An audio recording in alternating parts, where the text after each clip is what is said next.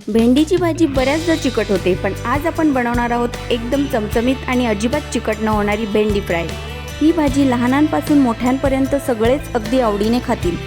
चला तर मग सुरुवात करूया। नमस्कार मंडळी, बनेली किचनमध्ये तुमचे स्वागत आहे। सर्वप्रथम पाव किलो भेंडी स्वच्छ धुवून पूर्णपणे कोरडी करून घ्या। त्यानंतर तिचे पातळ तुकडे करून घ्या।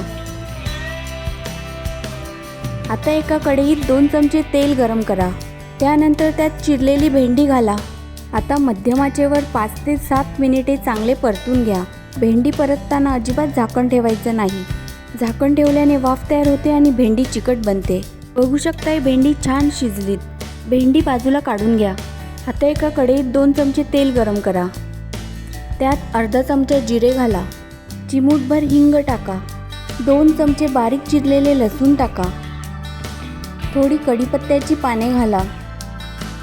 2 बारीक चिरलेल्या मिरच्या टाका। आता हे सर्व साहित्य 1 मिनिटभर परतून घ्या। त्यानंतर त्यात पाव कप बारीक चिरलेली कोथिंबीर टाका। चांगले परतून घ्या। आता यात अर्धा चमचा हळद टाका। अर्धा चमचा किचन किंग मसाला टाका। अर्धा चमचा धणेपूड टाका आणि अर्धा चमचा जिरे पावडर टाका। सर्व मसाले चांगले एकजीव करून घ्या। आता यात भाजलेली भेंडी टाका। भेंडी मसाल्यांमध्ये चांगली परतून घ्या। आता यात पाव कप भाजलेले आणि जाडसर वाटलेले शेंगदाणे टाका। अर्धा चमचा आमचूर पावडर टाका आणि चवीपुरते मीठ टाका। चांगले परतून घ्या।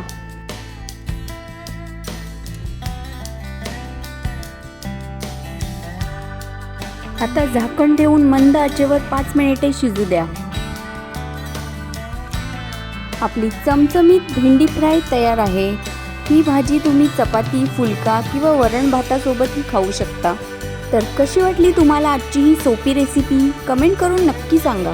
व्हिडिओ आवडला असेल तर लाईक करा, शेअर करा आणि आपल्या चॅनलला सबस्क्राईब करायला अजिबात विसरू नका। पुन्हा भेटूया अशाच एका खमंग रेसिपीसोबत। धन्यवाद।